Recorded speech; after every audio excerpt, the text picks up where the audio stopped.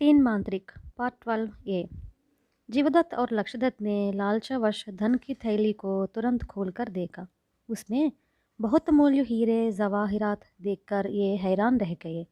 उन्हें यह संदेह था कि पिंगल काफ़ी धन कमाकर लाया है, लेकिन इतनी बेशुमार दौलत लेकर आया होगा यह तो उन्होंने सपने में भी नहीं सोचा था। भैया, इस अपार धन से सिर्फ हमारी ही गरीबी नहीं बल्कि हमारी कई पीढ़ियों की दरिद्रता खत्म हो गई है, जीवदत्त ने कहा। खुशी में पागल होते हुए लक्षदत्त ने इस पर कहा, हाँ भैया हाँ, यदि अवंती नगर के राजा को यह पता लग जाए कि हमारे पास इतनी अतुल्य संपत्ति है तो वे हमारे साथ अपनी पुत्री के विवाह का प्रस्ताव लेकर स्वयं आएंगे। तुम ही बताओ, भला हमारे राज्य में किसके पास ऐसी संपत्ति होगी?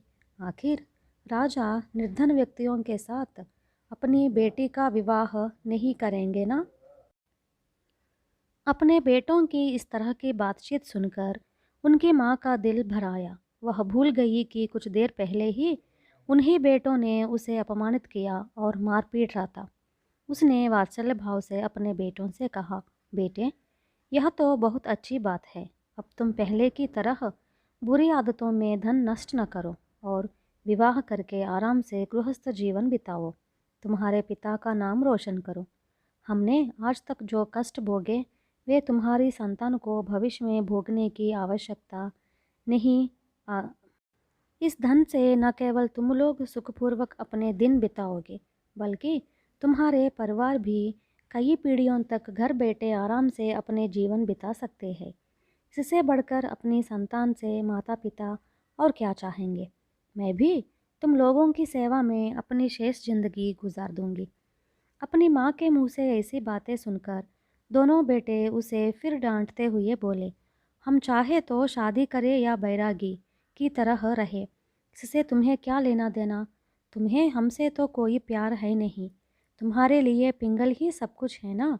हम तुम्हारे मन की सब बातें समझते हैं। तुम इस तरह चिकनी चुपती बातें कहकर हमारे बाप दादे की संपत्ति में हिस्सा लेना चाहती हो? यह तुम्हारे पिता की कमाई नहीं है, यह अकेले पिंगल की गाड़ी कमाई है जिसे तुम दोनों आपस में बांटने जा रहे हो। उसके पहले भी तुम दोनों ने उसके धन को अपनी बुरी आदतों में उड़ा दिया है।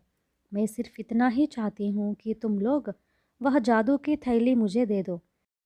थैली रहेगी तो भूख मिटाने के लिए मुझे धर धर भटकना नहीं पड़ेगा और तुम लोग भी जब इच्छा हो आकर मनपसंद भोजन खा सकते हो। माँ ने गिड़गिड़ाते हुए अपने बेटों से कहा।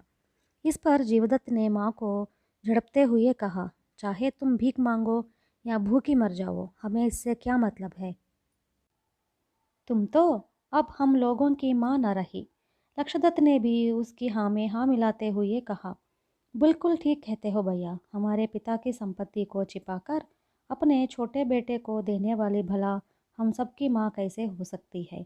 हमारी माँ ने हमेशा पिंगल के प्रति पक्षपात किया और हमारे साथ घृणा का व्यवहार किया है। क्या हम इस बात को कभी भूल सकते हैं? जब वह समझ गई कि सारी संपत्ति हमारे हाथ में आ गई तब वह चिकनी चिपड़ी बात करके हमारी सहानुभूति प्राप्त करना चाहती है। हमें इनकी बातों में नहीं आना चाहिए।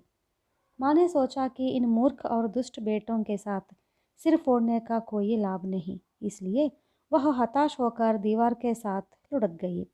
इसके बाद जीवदत्त और लक्षदत्त ने पिंगल की हड़पी हुई सारी संपत्ति आपस में बांट ली, लेकिन जादू वाली थैली को लेकर दोनों में विवाद शुरू हो गया।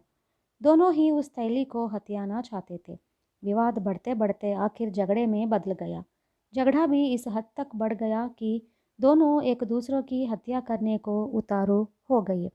जब बात यहाँ तक बढ़ गई तो माँ ने फिर उन दोनों को गिड़गिड़ाकर कहा, बेटे, तुम आपस में लड़ क्यों रहे हो? चाहे तुम लोग कितना भी मुझे मारो पीटो या पराया समझो, लेकिन मैं तुम्हें अपने सामने बर्बाद होते नहीं देख सकती। आखिर मैं तुम लोगों की माँ हूँ। तुम लोगों की भलाई अब इसी में है कि यह तैली मेरे ही पास छोड़ दो, जिससे आपस में लड़ने की नौबत ही न आएगी। पर माँ के समझाने पर उन पर कोई असर नहीं हुआ और वे आपस में लड़ते ही रहे। बल्कि जीवदत्त थैली का आधा हिस्सा लेने के लिए जिद करते हुए उसे कद्दूकस से काटने लगा। माँ इस पर दौड़कर उसे रोकते हुए कहने लगी, ऐसा मत करो बेटा, ऐसा करने से इसकी महिमा जाती रहेगी और यह किसी के काम की नहीं होगी। तब तो यह थैली मुझे ही चाहिए, लक्षदत्त ने थैली की ओर झपटते हुए कहा। इस पर जीवदत्त चिल्लाकर कहने लगा, अरे दुष्ट, मैं इस घर का ज्येष्ठ पुत्र हूँ। शास्त्रों के अनुसार भी ऐसी महिमा वाली चीज़ों पर ज्येष्ठ पुत्र का ही अधिकार होता है। अलावा इसके पौत्रिक संपत्ति में से अपना हिस्सा चुनने का हक सबसे पहले ज्येष्ठ पुत्र को ही प्राप्त है। तुम यह बात मत भूलो कि दरअसल पिंगल की संपत्ति हड़पने की सलाह मैंने दी और यह उपाय भी मैंने ही बताया। तुम निरेबुद्ध हो और मेरी हर बात को आंख मूंद कर आज तक समर्थन करते रहे हो। अब अनायास ये सारी चीज़ें हमें मिल गई तो लालच में आकर तुम इन पर कब्जा करना चाहते हो। आखिर लोभ और लालच की भी कोई सीमा होती है। याद रखो, तुम मेरे साथ दगा करके कभी सुखी नहीं रह सकते। बड़े भाई तो वे होते हैं जो छोटे भाइयों पर दया करते हैं और उनकी हर इच्छा की पूर्ति करने में हमेशा तत्पर दिखाई देते हैं। तुम एक हो छोटे का गाला घोंटने पर तैयार बैठे हो और हमेशा अपना ही स्वार्थ देखते हो। लक्षदत्त ने जीवदत्त पर आरोप लगाया। उस प्रकार दोनों भाई बहुत देर तक आपस में लड़ते रहे। इन दोनों का झगड़ा सुनकर नगर में गश्ती लगाने वाले कोतवाल ने थैली के बारे में सब कुछ जान लिया। उन्होंने सुबह राजा के यहाँ पहुंचकर सारा किस्सा सुनाया और अंत में यह खबर बता दी। अवंती नगर का राजा बड़ा लोभी और कंजूस था। ऐसी महिमा वाली थैली के बारे में सुनकर उसके मन में लालच आ गया।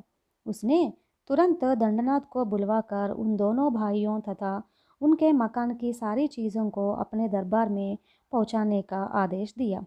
राजा के आदेशानुसार दंडनाथ ने अपने साथ कुछ सिपाहियों को ले जाकर जीवदत्त और लक्षदत्त को बंदी बना लिया।